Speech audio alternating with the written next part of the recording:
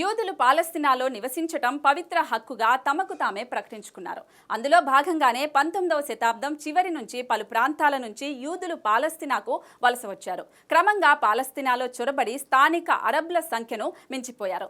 అంతర్జాతీయ న్యాయ సూత్రాలను ఉల్లంఘించి అమెరికా సహకారంతో 1948లో ఇజ్రాయెల్ అనే కొత్త దేశాన్ని ప్రకటించుకున్నారు. వాస్తవానికి 1948కి ముందు ప్రపంచ రాజకీయ పటంలో ఇజ్రాయెల్ అనే దేశం లేదు.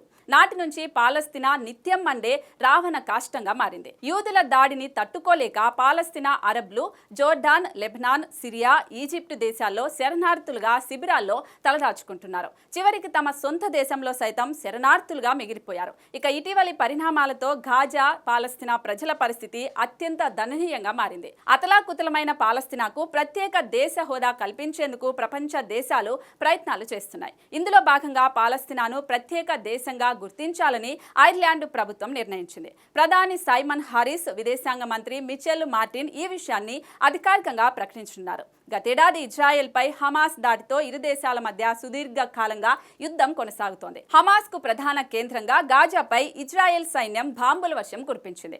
దీంతో అక్కడున్న ప్రజలు ఇతర దేశాలకు వలస వెళ్లారు. నెతన్యాహు సేనల దాడుల్లో వేలాది మంది అమాయక పాలస్తీనా పౌరులు మరణించారు.